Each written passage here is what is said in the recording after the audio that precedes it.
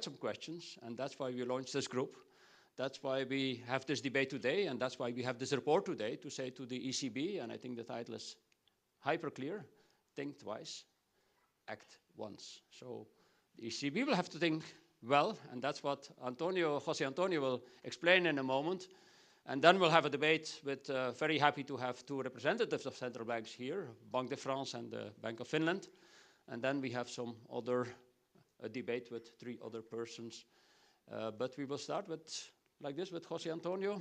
So I'm very happy that Jose Antonio accepted to chair this task force because he's a very seasoned banker, was a CEO of Santander for a long time, is now vice chairman of the bank, but he knows these issues inside out. And that's what we learned above all with this group is, I mean, you can think about these matters, but this has a lot of operational implications for day-to-day banking, for payment systems, but also for monetary policy, for credit intermediation, all these matters. So I think that's why it was great to have you, Jose Antonio. Thank you very much for having accepted this, and we'll listen to you, but if you need I give you a microphone. You can do as you wish. You need a microphone? Okay, great. Yeah, Apostolos, you are the one who leads, definitively, yeah. So good morning to everyone. It's a pleasure to be here. I'm here on behalf of a round table, yeah. So we've been working the last 5-6 months, I don't remember exactly, with several meetings, all of them virtual meetings, with people coming from different backgrounds and different angles of the payments, banking, merchant, marketplaces, all of the members of the payment ecosystem. At the end, we are at the center of the debate about the digital euro is a debate that not only, but the majority goes into the payments space. It's true that the ECB stated another two goals, the monetary anchor and the financial inclusion, but payments is at the center of this. So first I need to thank all the members of the round table, also especially to the CEPS team that has been, they done a tremendous job, and I think that you will appreciate when you read the report.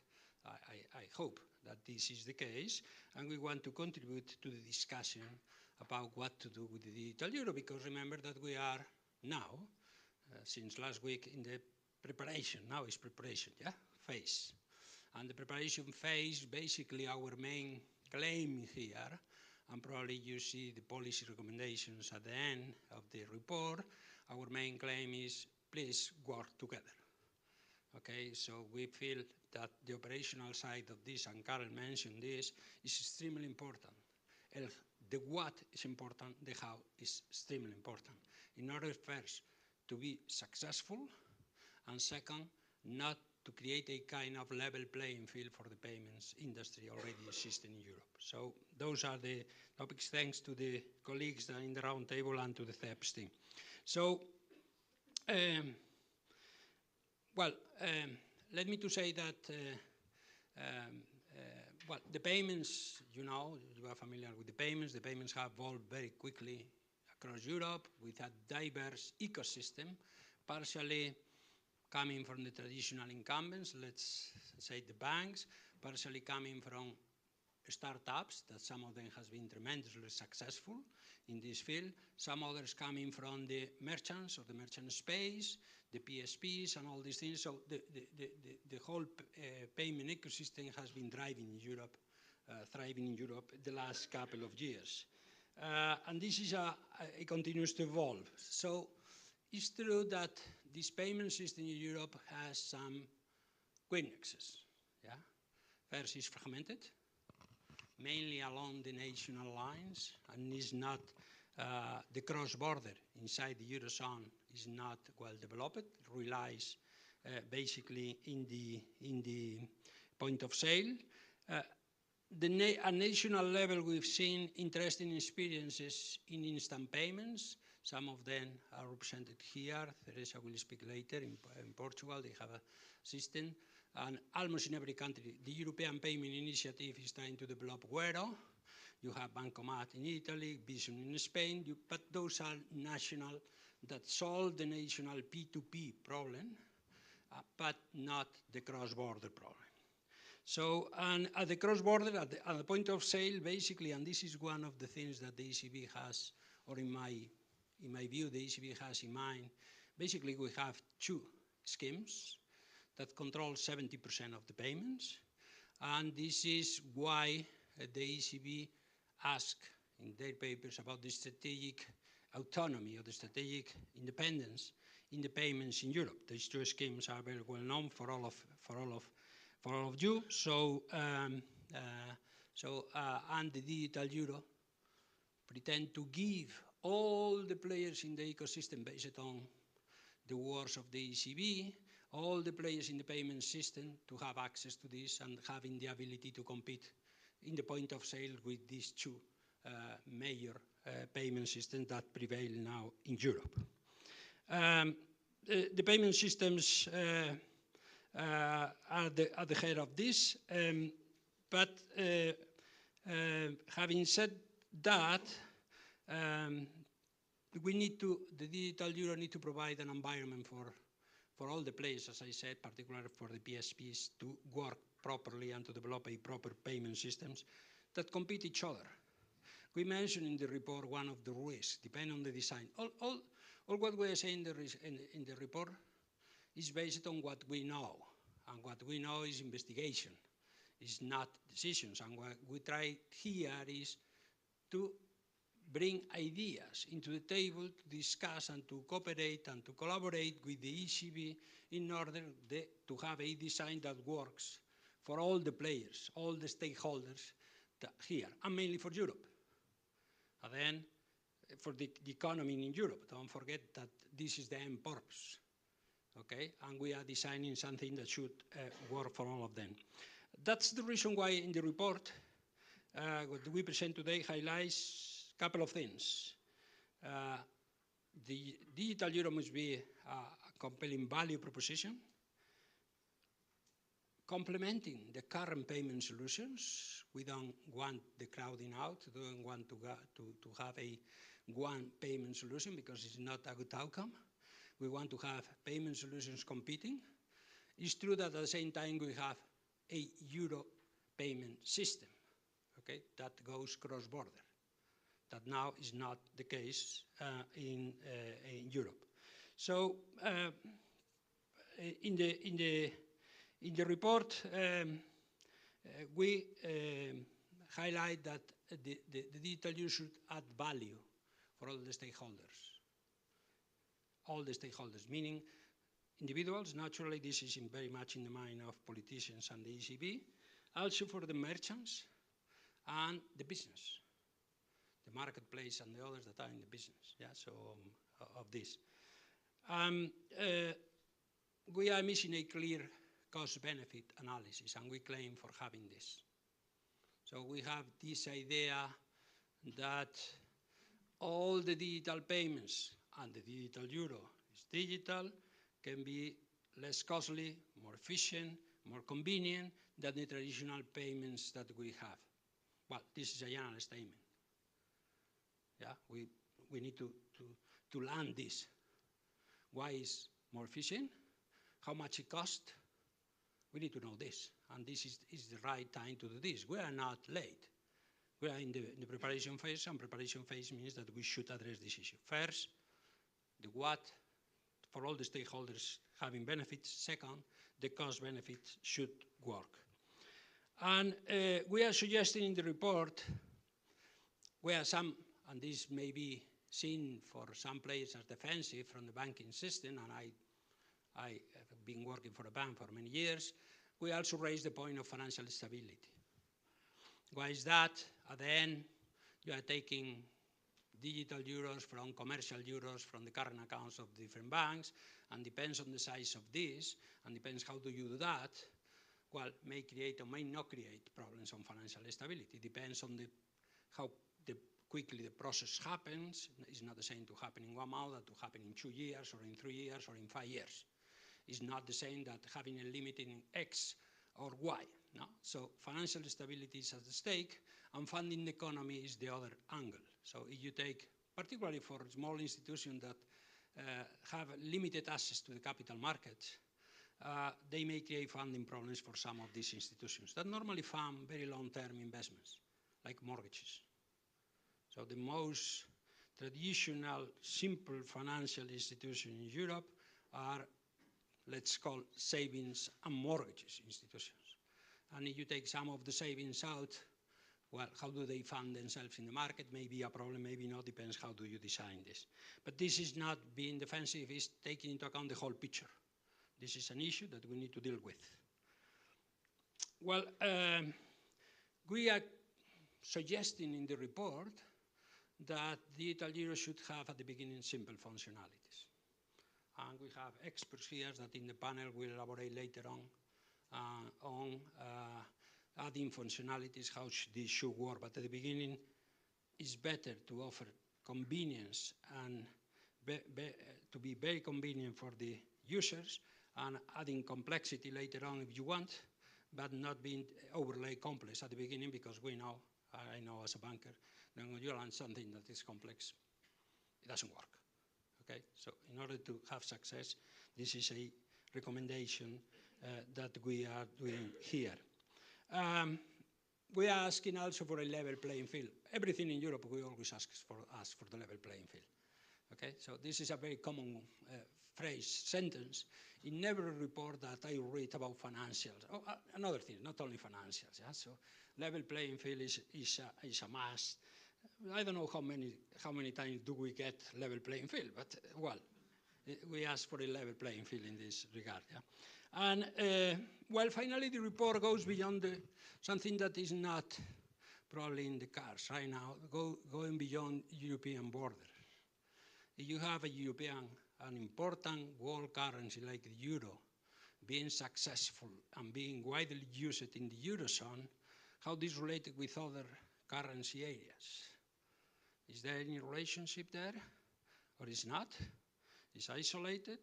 What about European citizens not living in Europe? Well, so there is another areas that are now working. In some cases, they claim that they already launched, so with not very big success, to be honest. Yeah? So China has the yuan, we have another minor, smaller countries having this, but how this relate with the others. Yeah? So, well, at the end, we think that, as I said at the beginning, we should have a common ground of collaboration with the ECB in order to develop a kind of partnership between public and private sector in order to achieve the goals that we have in mind. Yeah? So that is to develop a digital euro that offer value for all the stakeholders and for the European economy at the end. So, but how do we design this? And in the debate that we have later on with practitioners in the payment space, for sure they will raise questions. We are also advocating for interoperability of the system, payment systems, and not to build everything from scratch, because we think that is more expensive.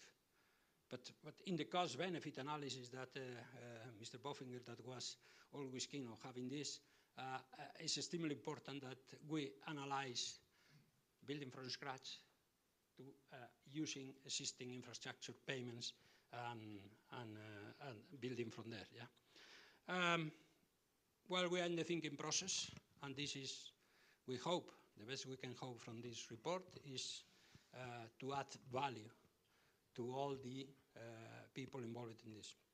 ECB and central banks, the Parliament, the Commission, and, well, one thing that I worry a lot is education, citizens' education. Not easy to explain. I ask myself, how do I explain to an ordinary customer of Santander, not being financial specialist, why this euro is different from the other euro? Should I explain this? I doubt. Yeah, because if I start to explain this, probably I enter into a territory that I never. It's like a labyrinth. Yeah. So how do you leave this labyrinth? Yeah, you are there. So probably it's difficult, but we need to think on this. Okay. So those are my remarks. I hope you enjoy reading the report. It's very well written, By the way, congratulations, Apostolos, Faranet, the ones who that, and the motto of CEPS is comes very well to this, is thinking ahead for Europe, and this is the case. We are thinking ahead for Europe. I hope you enjoyed the report and all the comments that you may have. Well, CEPS team is open to receive comments, and every one of us happy to receive your comments or your critics or your suggestions. Yeah. So thank you very much. And now we have a reaction from Mickey. You want? I give you the floor to you. Thank you. Okay, thank you, José Antonio.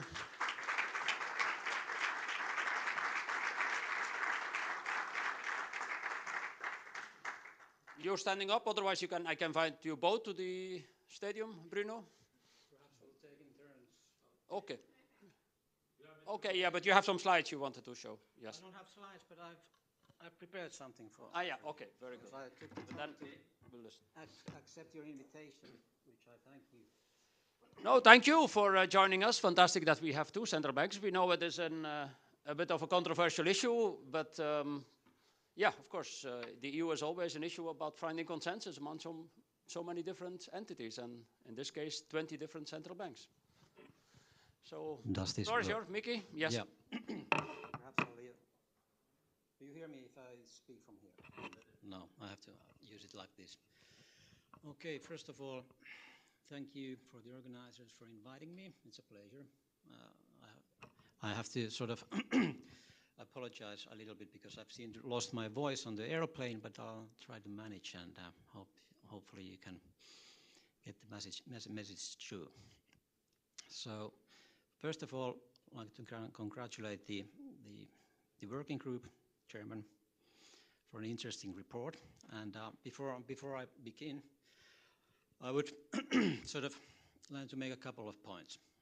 I will try to offer you sort of a Nordic perspective of a Nordic central bank to how we see the different visions of the evolving payments landscape. And I'll try to stick on sort of an upper level, high level, not necessarily wise ideas, but I will try to give you an idea of how we perceive things coming from the only Euro member state in this northern region. And of course, coming from a central bank, normal caveats do apply. These are my personal views. These are not the views of the Bank of Finland, the Euro system, and especially not the views of the European Central Bank. So I hope you make a good note of that. So those are the normal caveats, so to say. So, ladies and gents, I think what we have to sort of have in the public debate today is that, for me, the discussion should be, and actually is, about the evolving and the need for the monetary system to evolve in time. And space continuum, if you will. So we see public money as a public good. And if I would sort of broaden my stance here and the stance of the Bank of Finland, we would have a picture here of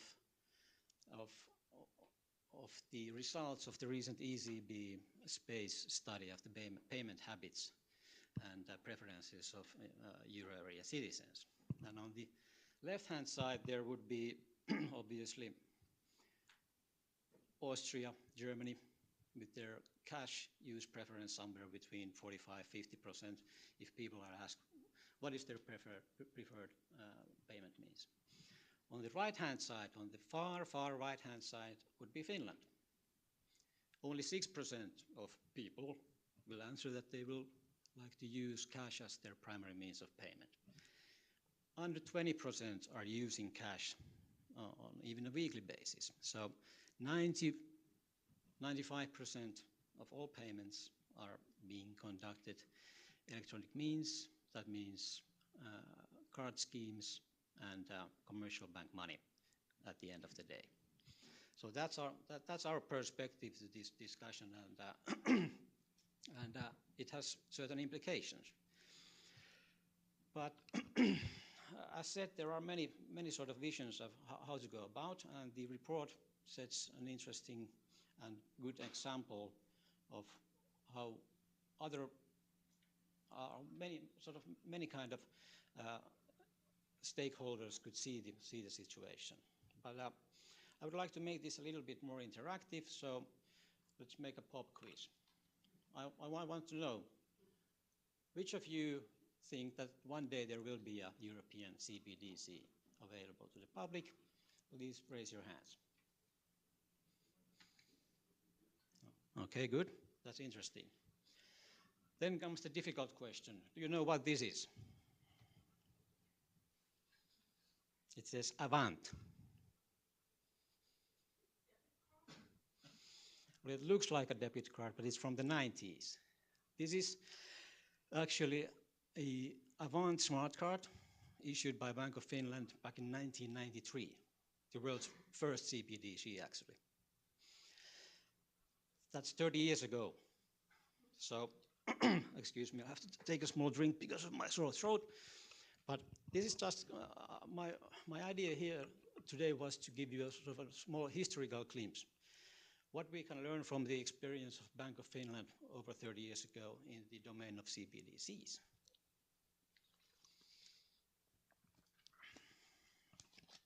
Sorry about this. So, let me remind you, 1993. So the Bank of Finland issued a smart card called Avant, which was pretty much a token-based and an anonymous physical payment card. And the monetary value was stored on this card. But one note here applies as well. I'm not making any suggestions how the future European CBDC should look like or should not look like. These are just a few sort of technical points and historical musings, which date back to the 90s. So to give you an idea what can be done or could be done quite a long time ago. So it was a retail CBDC, and at its peak time, it had over 20,000 merchants that accepted this card. And it was ideal for small value payments because if you remember, some of you do remember that back in those days, debit cards had a limit. There was a minimum limit to making purchases, at least in the Scandinavian region. And the value was capped to, it was 2,000 Finnish marks, which is roughly 500 euros nowadays. And it could be reloaded at ATMs, merchant locations, and it was sort of accepted for small payments in phone booths, parking meters, kiosks, retail stores, fast food restaurants, and so forth. And it could be used for online payments, but that would require a sort of a card reader, and that was, to my understanding, quite rare at the time.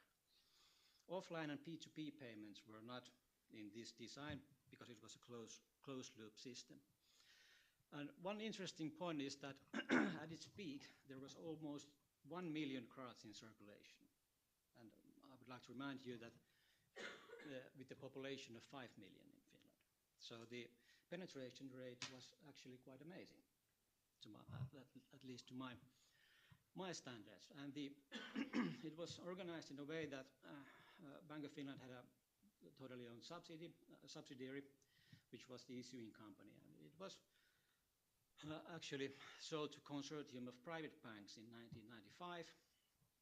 And there is a lengthy sort of things. We could talk about quite a lot of the peculiarities that there were. But it was sold to the banks late 90s, and it actually died pretty much after that. For many reasons, but let's not get into that. But if we compare to the modern day sort of general idea what a CBDC should look like, what we had in the 90s, it was denominated in the local currency. The CBDC should be non-cash, so based entirely on electronic records. Yeah, looks like a CBDC. It was a central bank direct liability, and the holder had a direct claim on a central bank. And it was widely accepted as a retail payment instrument.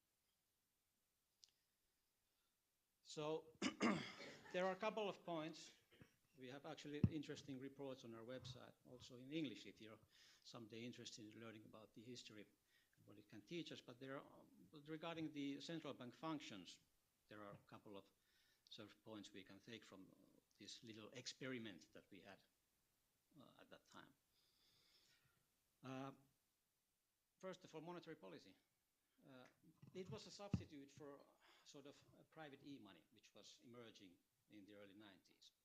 And the point was sort of for it to be a substitute for cash, and therefore it had sort of little implications on monetary policy and monetary policy transfer mechanism, because it was substituting physical money.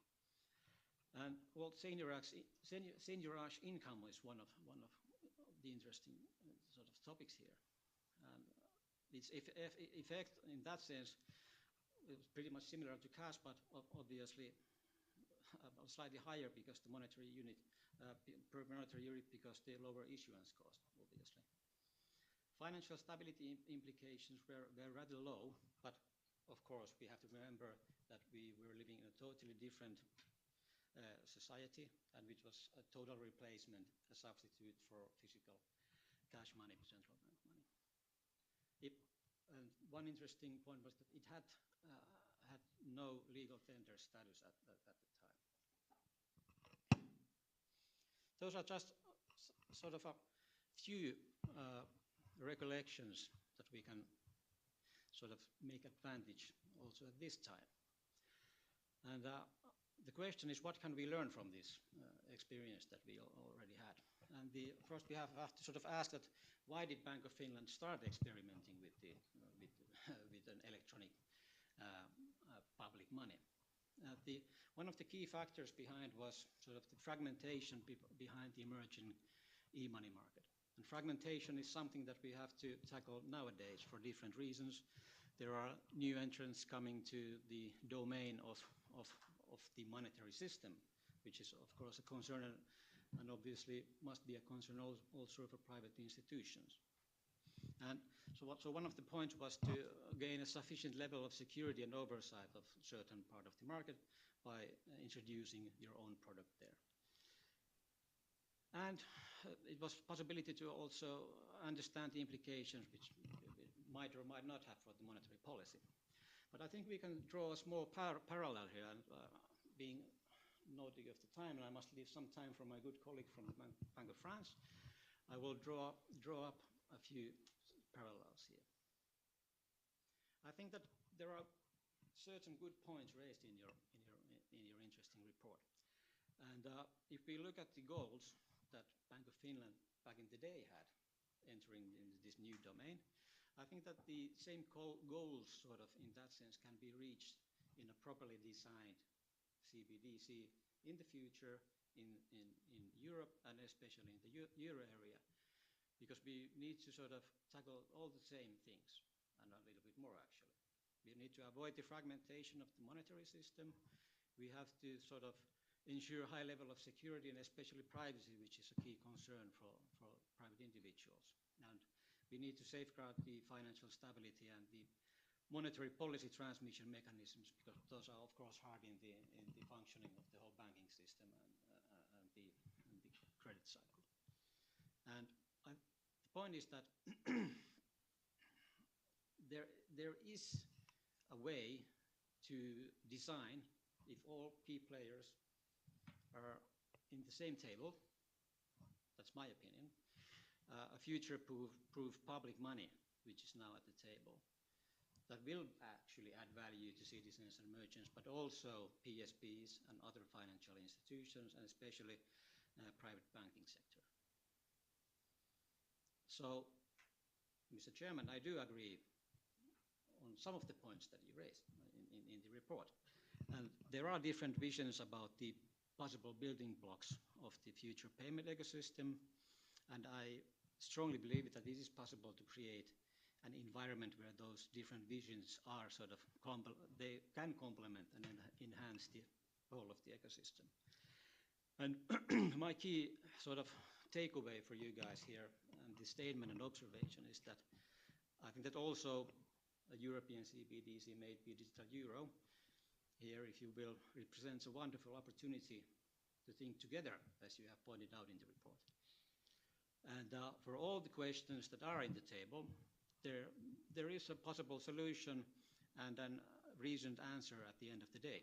And our work 30 years ago demonstrates this. It was, in some sense, on a small scale level, it was a success story, although perhaps it was ahead of its time.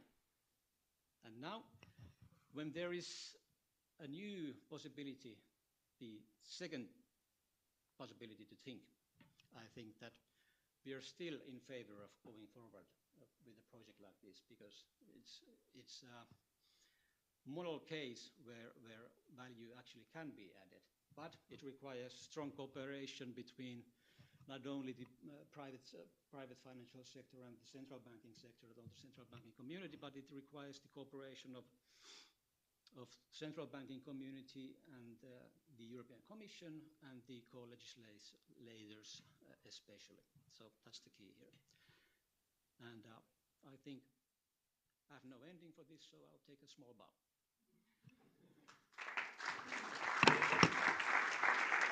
And remember, 1993.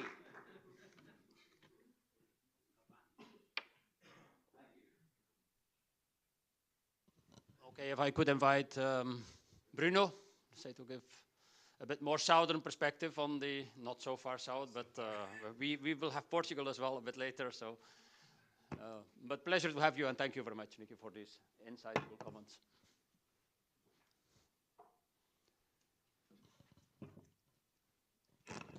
All right. So thanks a lot for the invitation, and thanks for having me on this event. I read the report with interest, and I would like to a bit take a step back in my remarks and look at the bigger picture of what we do in terms of CBDC. So covering also retail CBDC, of course, but the wholesale aspect as well, because on Banque de France side, we've been very involved in that regard as well. Caveats, as Mickey said, my views are only personal. They don't represent the views of Banque de France, Eurosystem, or the ECB for that matter.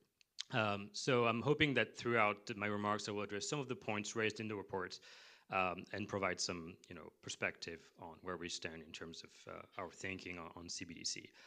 First, I think it's useful to actually get some elements of context, to have sort of a backdrop on our reflection on CBDC, and then I'll delve and go into more depth into the how we tackle CBDC, going into the aspect of the public-private partnership that's always been at the core of money, and then moving forward to the aspect of how we approach CBDC and how careful we are in analyzing the different aspects of CBDC for wholesale and retail.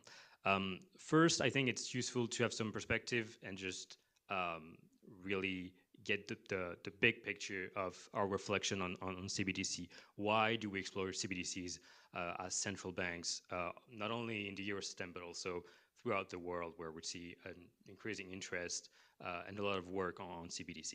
So just a few thoughts, and I'm sure you're all familiar with this, but we're seeing a number of changes and trends that are occurring simultaneously. So the first one, obviously, is digitization. So we're using more and more and relying more and more on digital means of payments in our daily lives, so either through e-commerce or at the point of sale, and this trend has only accelerated as part of or as a result of the health crisis a few years ago.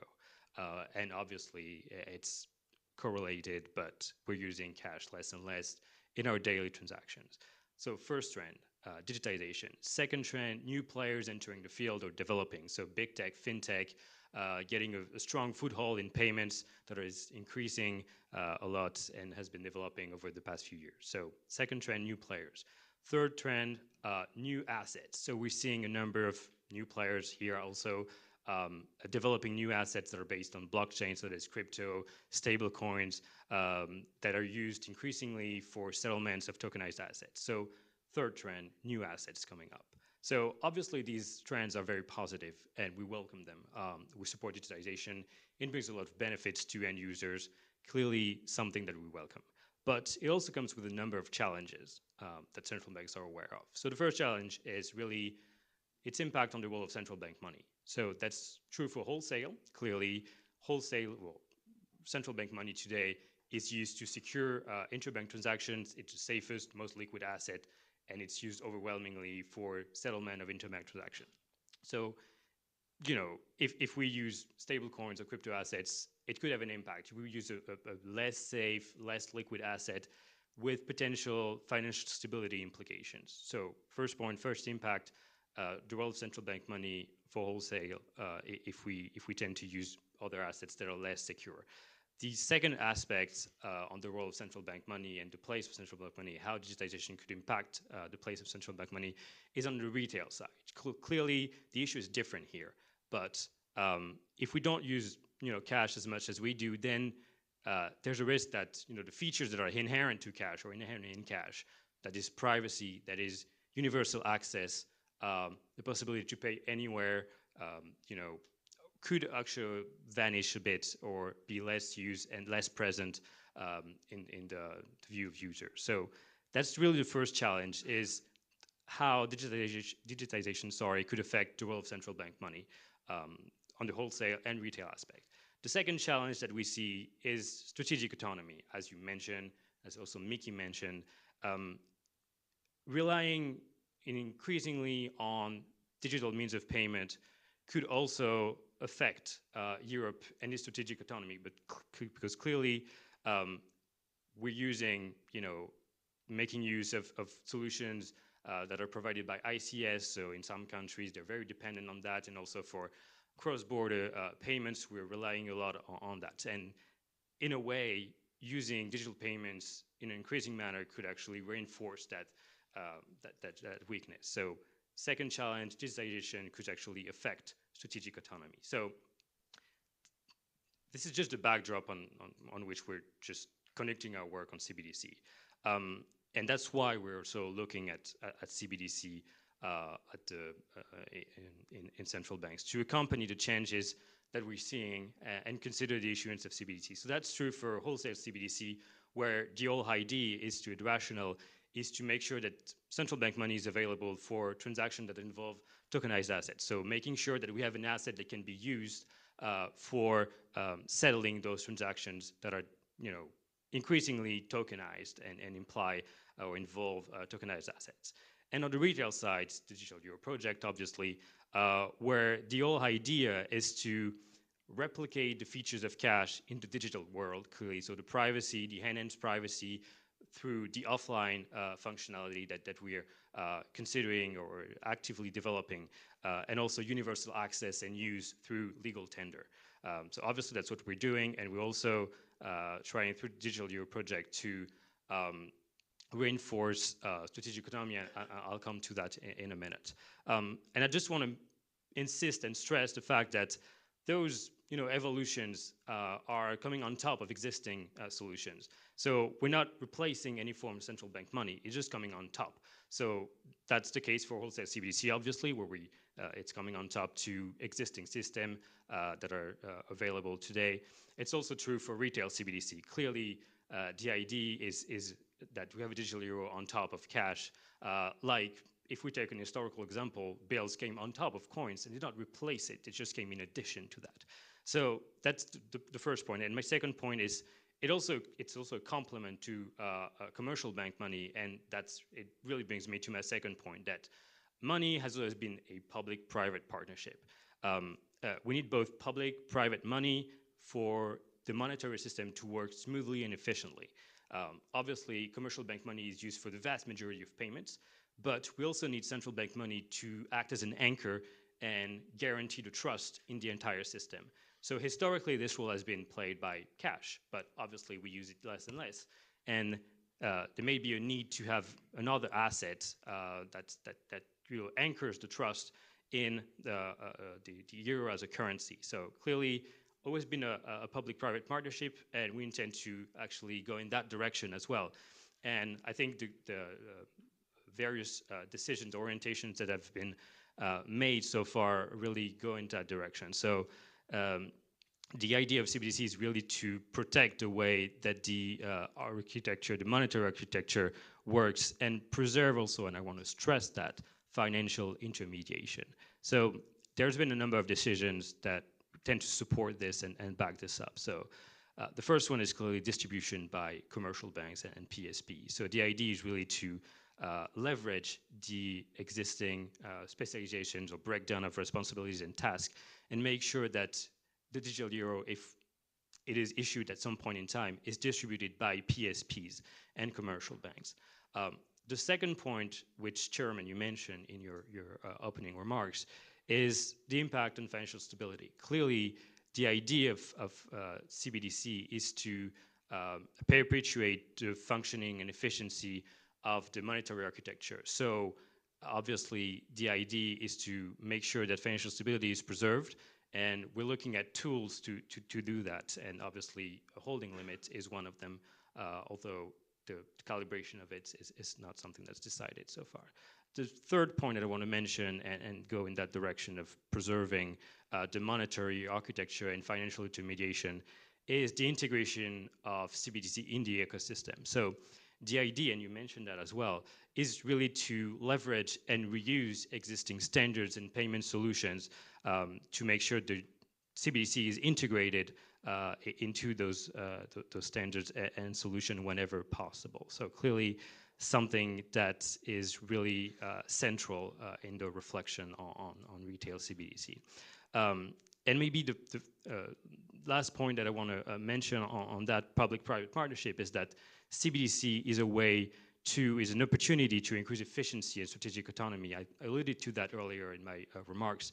That's really a building block to that. So we're seeing the digital euro as a way to have open, harmonized standards that would be widely available, widespread because of the legal tender status of the digital euro.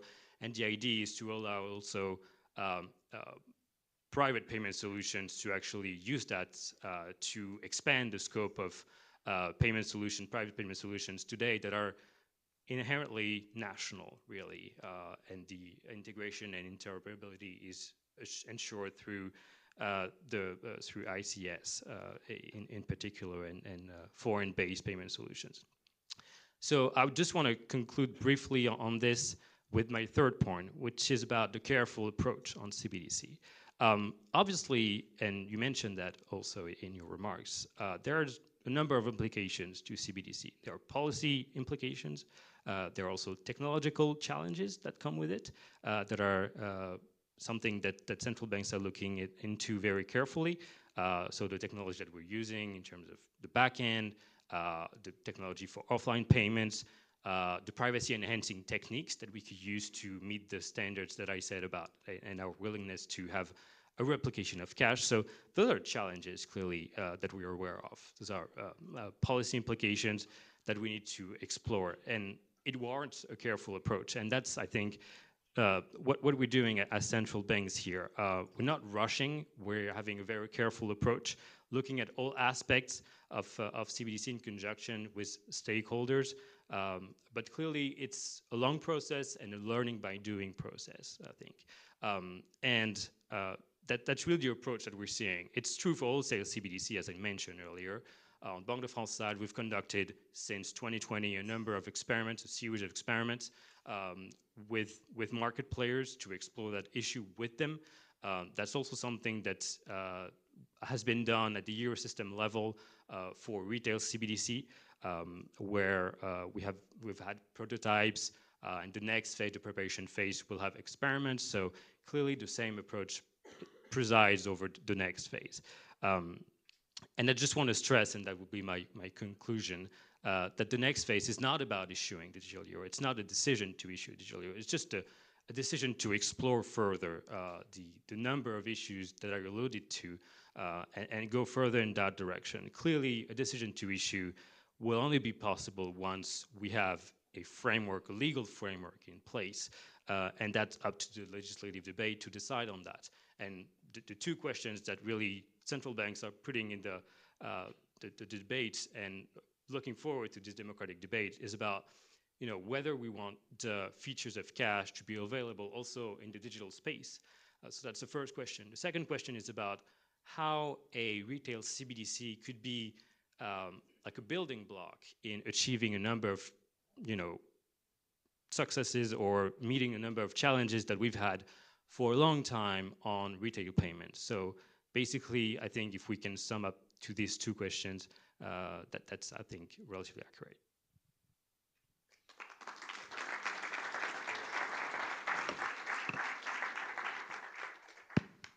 So thank you. These were two interesting, thank you, Bruno, very interesting central bank perspectives. We move on to the panel because, of course, there are many more aspects than the ones which we have explored so far. So we will have Peter Boffinger, well-known academic from the University of Frankfurt, who has been very active in this debate. Teresa Mesquita from a payment system in Portugal, CEPS, who basically initiated with us this question about what this all raise. And then we have Michiel Hogeveen, a member of the European Parliament, also already very active in the debate on these matters and also following this in the European Parliament. Yes, please take a seat. So it's intention, let's say we have about 45 minutes left, let's say to have you adding to what you've heard from your perspective, and then we will also take questions from the audience on these matters. So I would suggest we start with Michiel. We heard already from the last speaker, from Bruno from the Banque de France. Thanks, Bruno. That it's, of course, the regulation has to be adopted first, which is before the European Parliament. So how do you look at these questions as from your perspective? Yeah, if you put it on, please, just there, yes. There we go. Yeah, there we go. Well, first of all, I would like to say that I think the report is very much similar to what we have done in the European Parliament by the European Parliament Research Service. That paper was called "When in Doubt, Abstain, but be Prepared."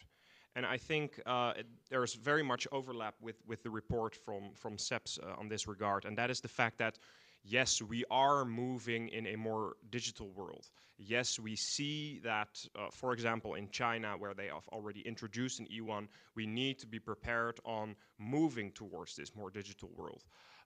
So in that sense, and that's what I truly support, is that the central banks, we as politicians, we prepare, we make sure the technology is ready and able when necessary. And that is really the counter-argument that I'm trying to make in the European Parliament, and with me amongst other colleagues as well, amongst others Johan van Overtveld, a former a former Belgian finance minister. We are saying, okay, so we need to have this technology able and ready, but is it already? Are we ready to have it actually introduced? Is there actually a demand to have this introduced? And on that aspect, we have some very serious doubts and questions. Could you also add, from your perspective, we now do this regulation, especially for the Euro 20, but all what you do in the Parliament is for the Euro 27. Mm-hmm. So do you see problems between the 7 and the 20? Well, officially, all the most of the countries have to introduce, have to become 27, except for Denmark, obviously. But no, I know what you're getting at. And I'm also a standing rapporteur on the instant payments file, where we are actually solving many of the problems that the digital euro is claiming to solve. That indeed, if you do cross-border payments, as was mentioned by the previous speakers, it still takes 2-3 working days for me from the Netherlands to transfer an amount of money to a friend of mine in Madrid. So with the instant payments file, we are already tackling this issue. Indeed, in this file, we're also seeing a bit of a divisiveness on the euro countries and the non-euro countries, and we would like to have the non-euro countries included in our instant payments regulation. So I think if we're talking about the digital euro, this will be a bit of the same issue. And if you speak about then the instant payments and issues related to that, the ECB will issue as ECB the rules for a payment system to participate in the issuance of the digital euro. And we say in our report, as José Antonio said, there should be a level playing field. But we will have the level playing field question there between the EU issuing rules for instant payments, PSD, etc., yep, and the ECB issuing rules for, say, setting up a digital euro payment system. Well, I think that's really more of an institutional discussion. The fact that some countries have adopted the euro and some countries have not adopted the euro, so it's up to their own decision-making process, their own political and central bank choice to introduce a digital euro and whether to be aligned with the digital euro.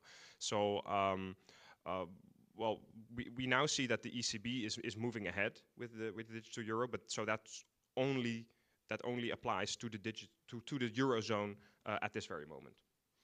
Okay, we move to Teresa. Teresa, you represent Chief Operating Officer of a large payment system. I mean, I thought there was a microphone available for you as well. Yeah, there's one there. How do you look at this? You have a lot of experience in running payment systems. There are plenty of questions which must be on your mind if you see this advancing. But there is this big question, which was raised already by several speakers, about the interoperability of payment systems in Europe and the cost of kind of these cross-border payments, which, by the way, is also a very old file at European level. Yeah, so yes, for sure. Thank you very much. And also congratulations on the report. I think it's a very complex topic, and I think it helps bring a little bit of systematic approach and a way to explain the background and also see what are the challenges that a digital euro will present in Europe. To your point, and I'll maybe focus a little bit more on the payment system, and I think it's been a recurrent topic, maybe because in the end, and even in the interventions of the French Central Bank, it was a huge topic. It is a lot of the discussions around the digital euro are really also about the payment system and the payment infrastructures. So we as CEPS we're a payment technology company, and we have also some of the payment systems, domestic payment systems or national, that we see and we very much understand. So I've been participating in the market advisory group of the ECB, for instance, and in many, we as CEPS participate in many of the other groups. So we know a little bit also what is the design that at this point is behind the digital euro thoughts. Of course, nothing is decided, but a lot of work has already been made. And we do see those risks of the high costs, high investment costs of duplication of infrastructure. And we also have some concrete proposals that we have bringing forward. Because when you look at a payment system, really, you have two layers. One layer is the money has to flow. And many times when you talk of payments and fintechs nowadays, it's technology is there, so everything is much easier, everything should be instant. But, a payment system is a little bit different from a regular technological system because money has to flow from one account to another account. So, and in that layer, digital euro would be another payment flow, money flow that is parallel to the current commercial bank flows. But the payment system really has that other technological layer on top of it. It has point-of-sale terminals at merchants, in shops. It has all the connectivity that is behind that. It has APIs that are on merchant sites that are integrated to integrate payment systems. And that's a technological problem, yes. And so our proposal is that, any payment system will need those two layers, the technological layer to get to the point of sale and the layer in which the money flows. And we already have one very successful flow of money in instant payments in Europe. It was deployed 4 years ago. So 4 years ago, and take my word for it, as I've been in the payment sector for many times, 4 years is a glitch in the payment market. So it's taken us in Portugal, for instance, 8 years to get to 75% of the bank users in Portugal. It's taken even Apple Pay, if you talk about one of the most successful payment devices nowadays, it's taken them more than 8 years to be to have large usage. So in payments, 4 years is really a glitch. So we really need to let instant payment infrastructure also mature, and the digital euro could really be the way to get to reach that scale that we want out of the payment, the instant payments in the market. So our proposal is really that as we are designing the digital euro, as we are building the digital euro infrastructure, that it should actually allow the money to flow either in digital euro, which is current central bank money, but it could also flow through instant payments, which is an European instant payment system that's been deployed by the market only 4 years ago. And so that's a good solution. And actually, in our view, it's one of the ways that would best enable us to mitigate the risks to the financial system. So that's a huge topic, of course. It's been mentioned here, and it's one of the biggest topics that is being discussed as one of the risks of the digital euro.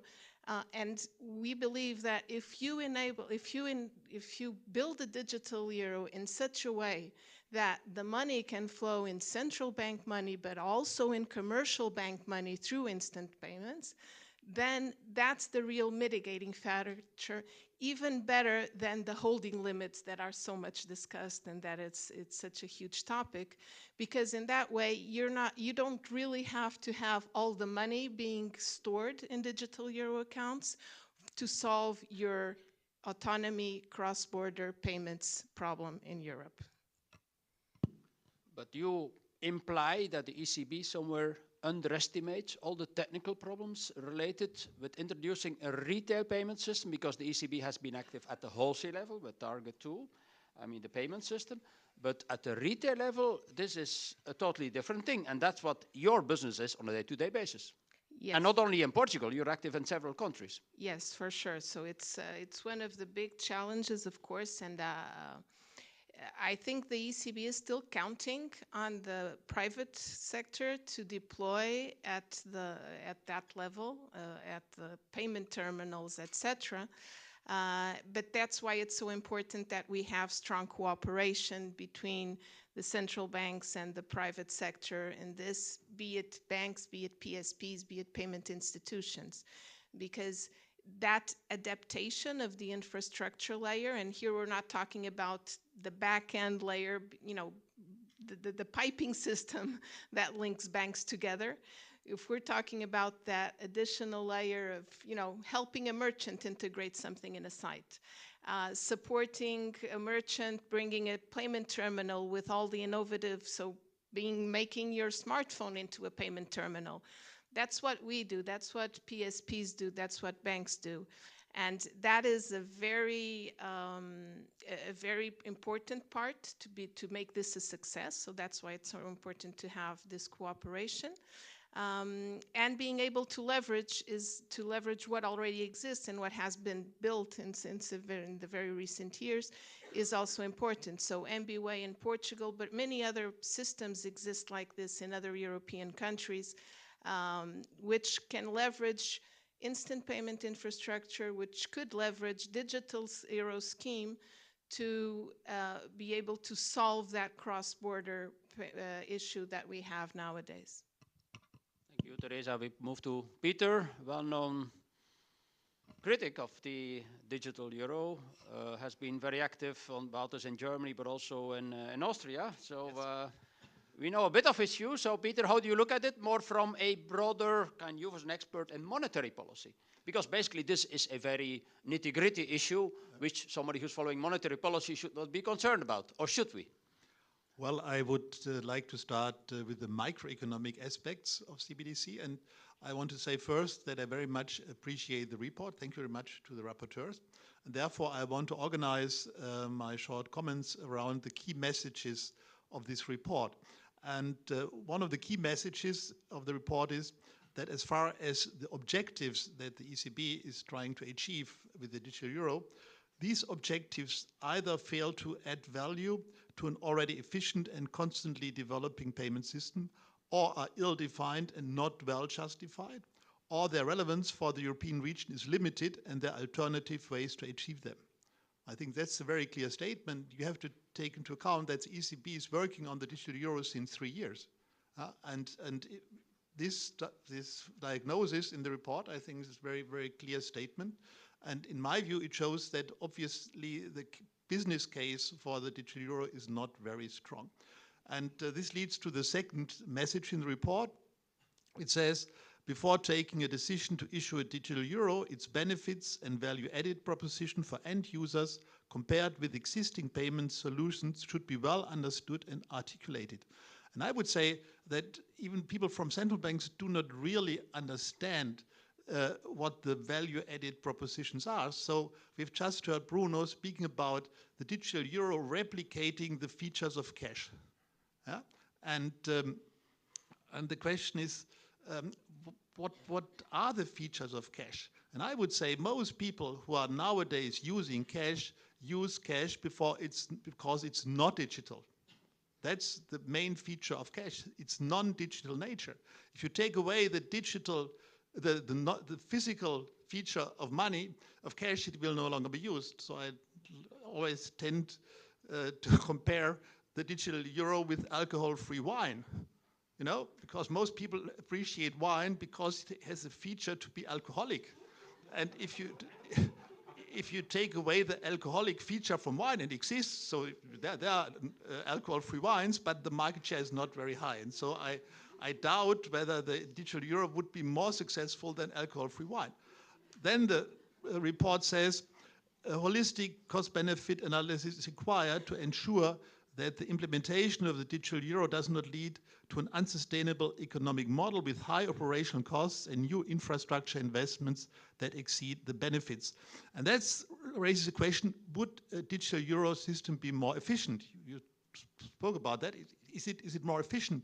And I would say, obviously not, because what you are doing with the digital euro, you are doubling the amount of bank accounts in the euro area.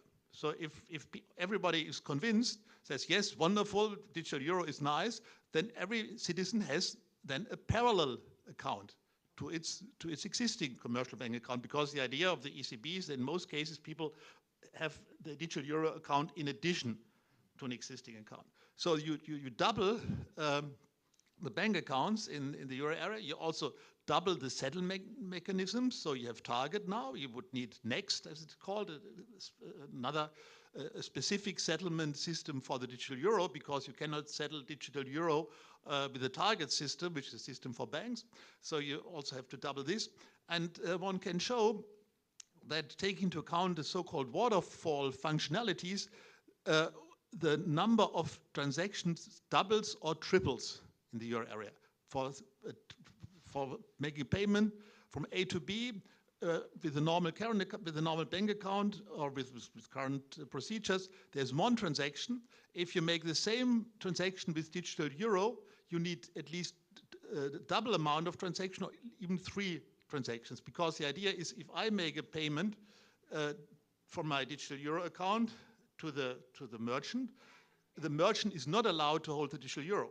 So the waterfall functionality sets in, and then the deposit, the digital euro deposit of the merchant has to be transferred into a commercial bank account. So you have twice the transactions. And if I do not have a deposit on my digital euro account, then in order to make the payment, money must be transferred from my commercial bank account to my digital euro account, to the digital euro account of the merchant, which is then transferred into a commercial bank account. So the number of transactions triples. And it's difficult to understand why this should be more efficient. But at least I find it difficult.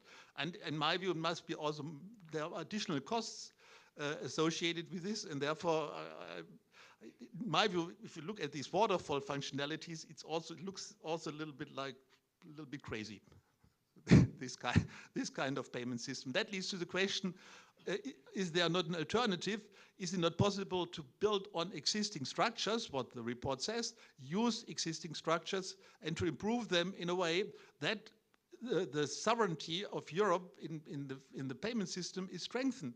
And I think the European Payments Initiative provides a solution for European sovereignty, because the model on which the European Payments Initiative is based is a model where you don't need credit card companies. I think because that should be the aim, to develop payments models where you no longer need Visa or MasterCard. And I think that is possible. And to look at Switzerland, you have the twin system. It's a QR-based system. In many other countries, you also have these QR-based systems. And these are so-called credit-based payment systems where you don't need the credit card companies. I think that's, if you want to make Europe sovereign in the realm of payments, you need such solutions. And they exist, they can be easily adapted. I was in India in summer, and they have this QR-based system. I was in Ladakh, which is a remote part of India, and it was in remote places of Ladakh, in small stores, they have their QR code. And I think that's something that should be also possible in Europe. And if you have such a European payment system, I don't see why you need the digital euro. But the other way around, you can also argue for the digital euro, you need such a system. Yeah? And therefore, yes, if you have the system, maybe you can also have as a kind of toy, you can also have the digital euro.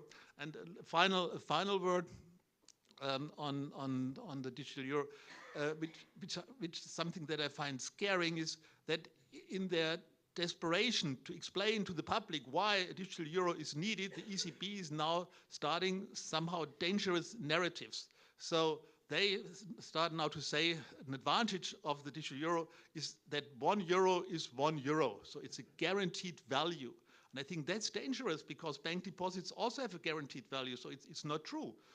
And also Bundesbank Director Balz also asked about the digital euro, said central bank money is the safest form of money.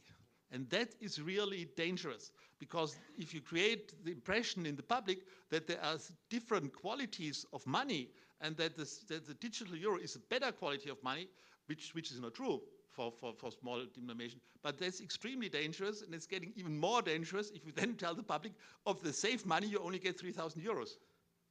Yeah, because if you say, oh, if it's safe, so we want more, and they say, but no, sorry, you only get 3,000. So you become very inconsistent, and so I think that's a really, really dangerous thing. And of course, there's also even more dangerous political implication if the public does not realize what the benefit of the digital euro is, and if at the same time they see that the ECB is making huge efforts for this project, they ask, what's happening? Why are they putting so much energy in a project for which we don't see any positive effect? And then you can easily get to right-wing narratives who say, well, the digital euro, the final objective is to remove cash. This is just a hidden agenda. Of course, the central banks tell us there will be always cash, but in the end, it's an agenda to get rid of cash, and that's something which, in my view, would very much help right-wing parties to make to create bad images of Europe. Thank you very much.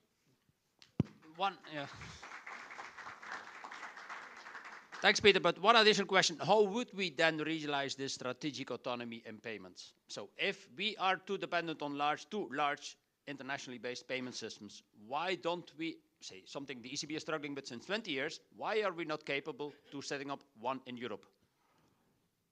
Well, so if the ECB would use the same effort to boost the European Payments Initiative, I think that would be worth it. And so in Brazil, you can see in other countries that the central banks are really orchestrating such initiatives. And if I was the ECB, I would try to find out where the problems are, why certain banks, why certain countries are not willing to cooperate, where are the cost problems, and so on and so on. But I think it should be possible to solve it with the same energy, using the same energy for European Payments Initiative. I think the technical issues are simple, and we must find out where the problems are, but I think it could be solved.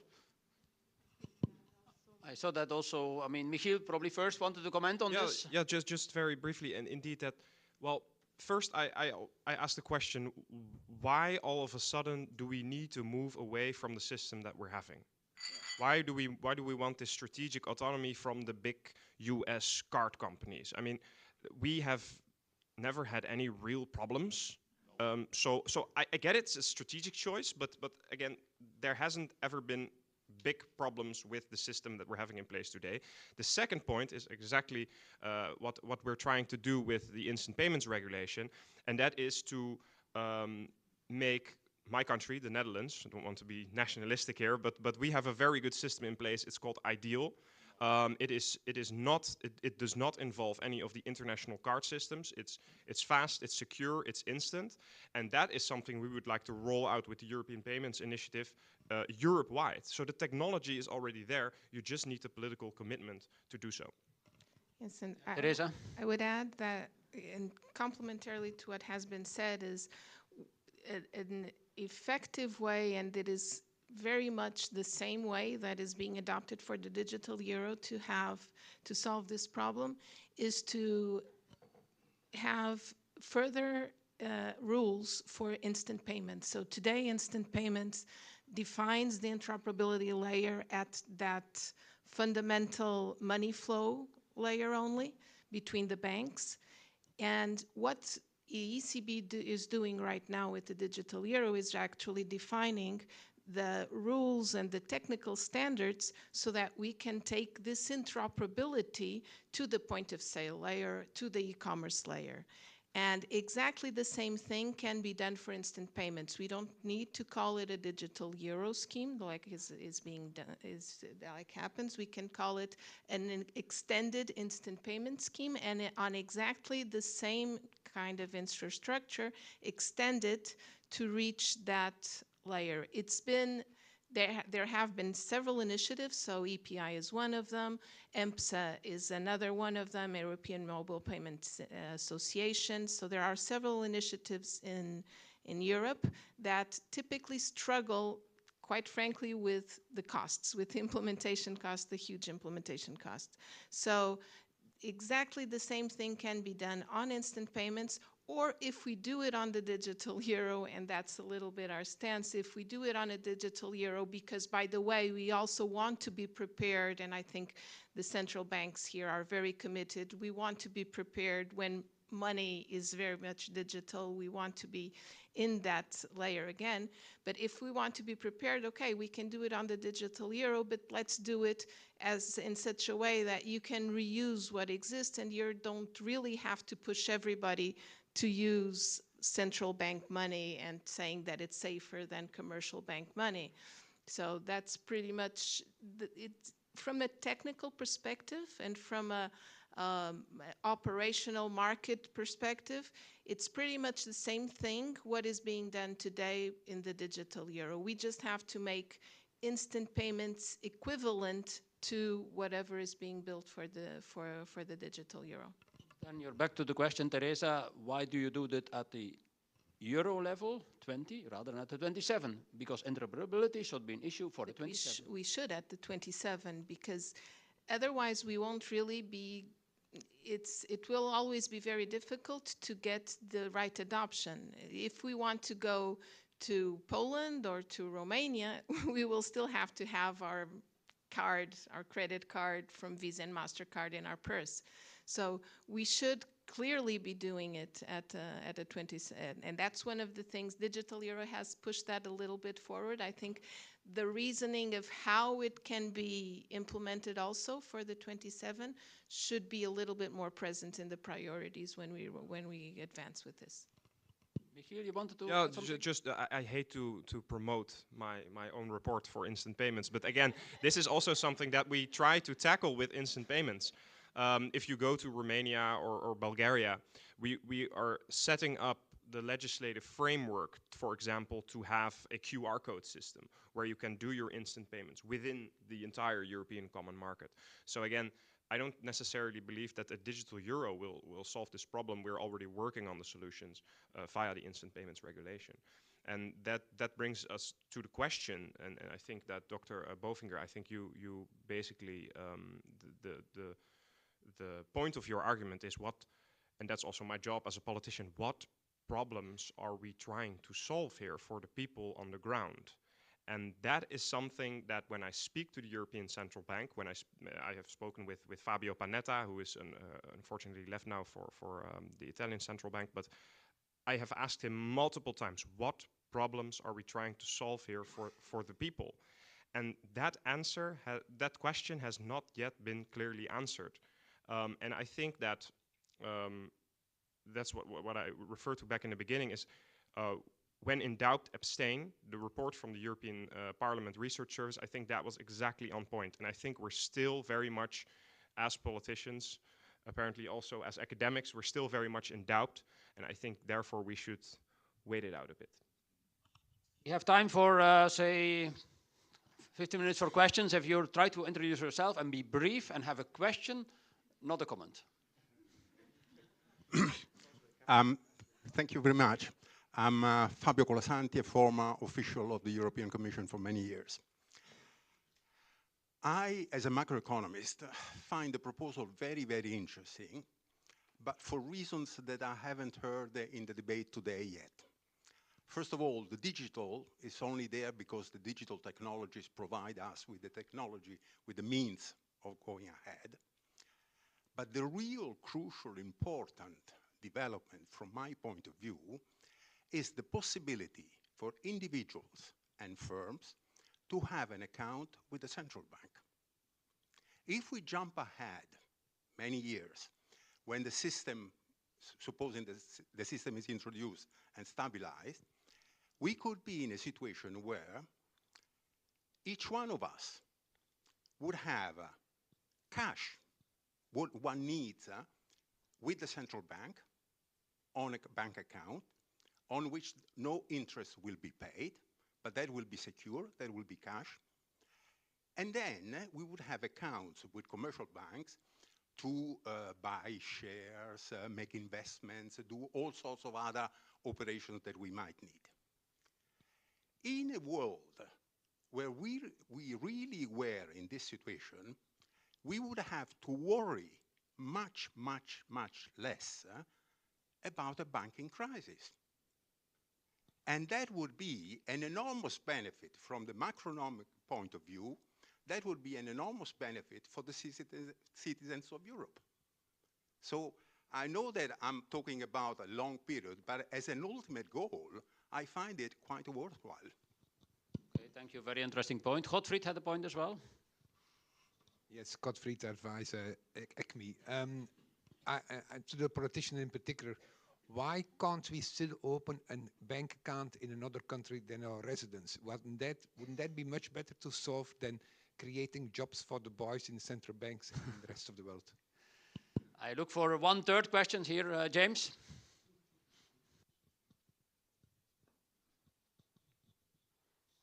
Great, thank you very much. James Cunningham, BNY Mellon. Just one very simple question. What's the problem if the ECB goes ahead with the project? Where I'm coming from is, okay, maybe they issue digital euro and there are no additional functionalities, there's no benefit for retail consumers, there's no demand, and the initiative dies after a few years. What's the problem? Why is that a problem?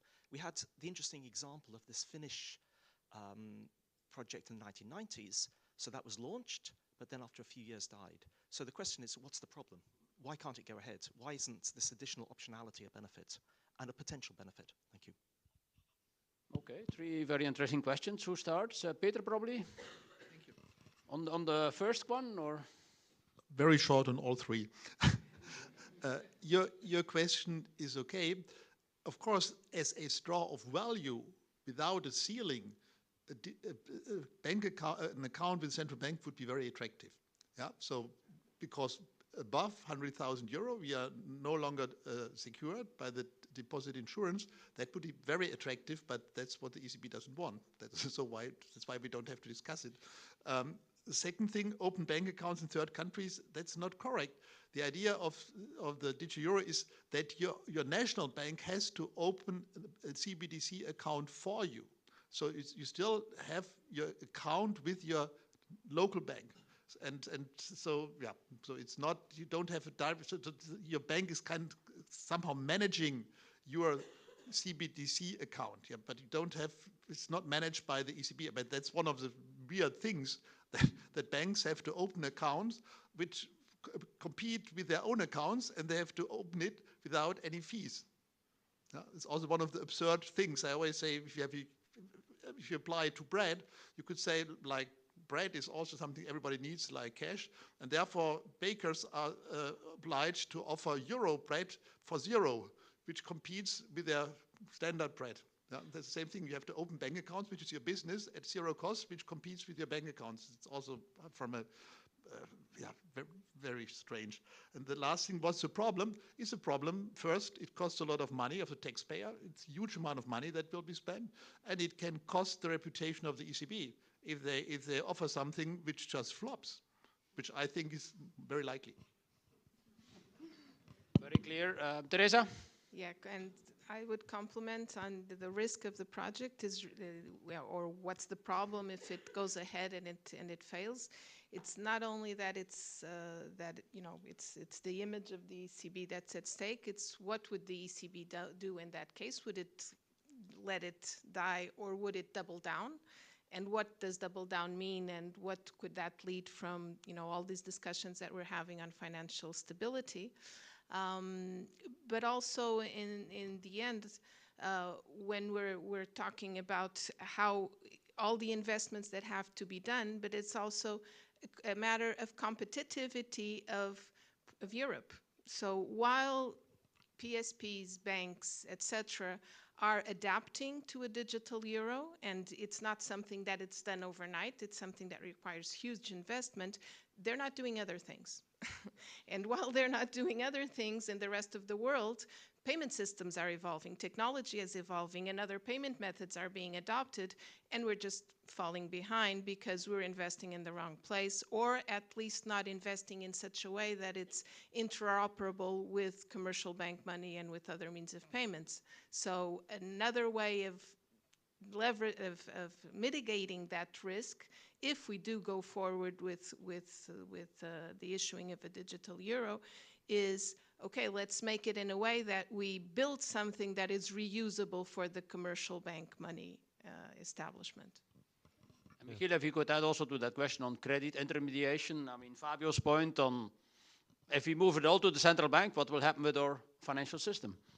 What do you mean if you move to the central? I mean, like Fabio said, let's say, why don't we have all our money in accounts with the central bank rather than to have still deposits with the that's actually commercial banks? Yeah, that's a very interesting debate that's in the European Parliament right now, because my colleague negotiator on the digital euro is from the Socialists and Democrats group, and he is also not very much of a fan of the current proposal as put forward by the European Commission, but he has a very different opinion that why he actually wants it to be different, because he actually wants to circumvent the banks. He thinks the CBDC is something very attractive because it can actually pull people away from traditional banks, and he wants the traditional banking sector, well, defund it, or I don't know what he's calling it.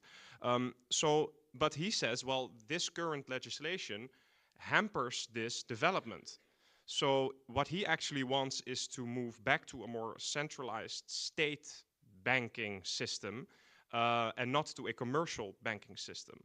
So it's actually the opposite of what I think, but we both tend to agree to disagree on the European Commission proposal. Yeah, so yeah, that was my point.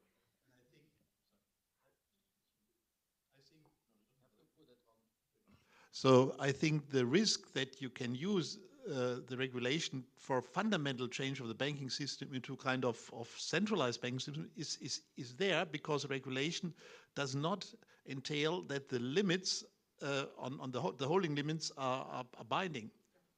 And so you can use it, once you have it, you can use it to completely transform the banking system.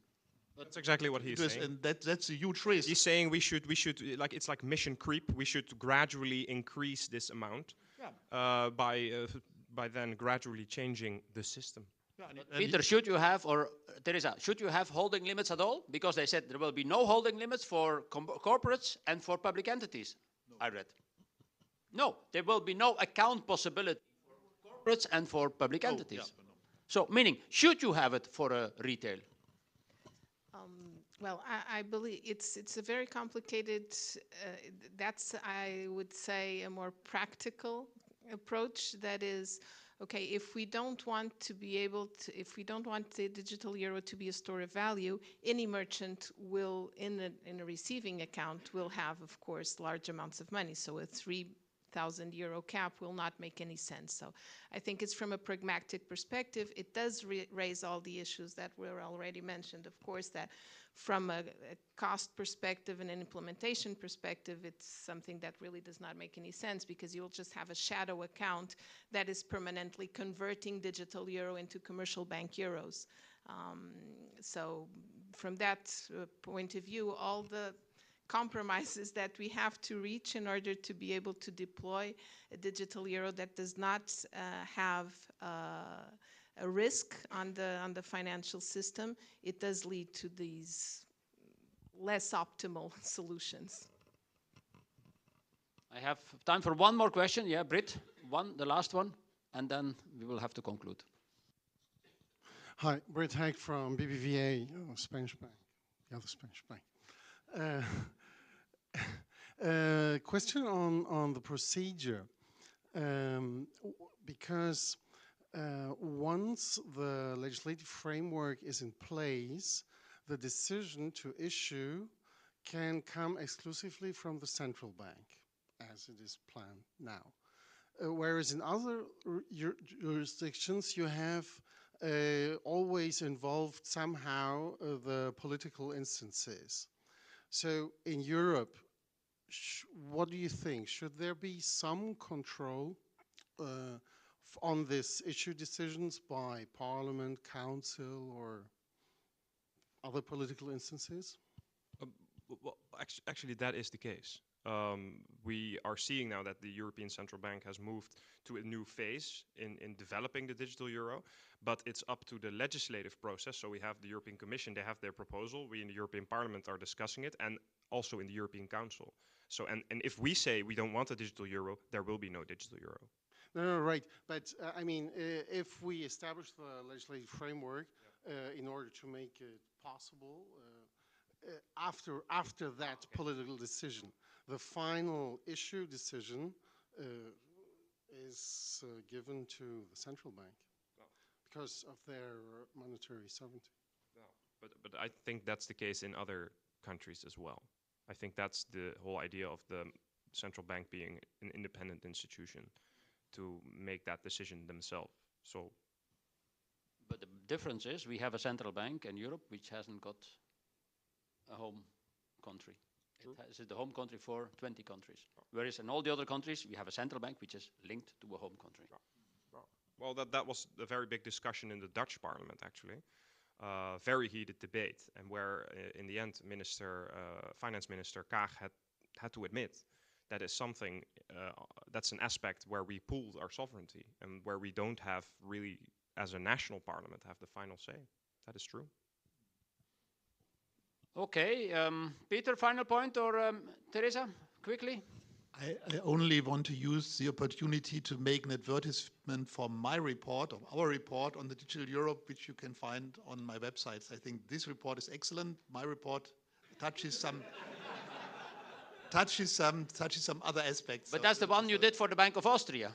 Yes, no, it was for the Austrian Chamber of Commerce.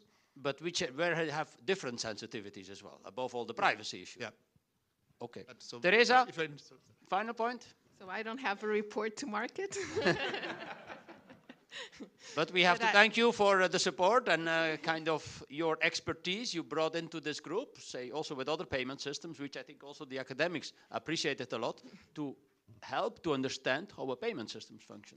Say a retail payment system. I thank you very much. I think this report is actually a huge contribution to this debate, and I hope that this debate goes on involving everybody.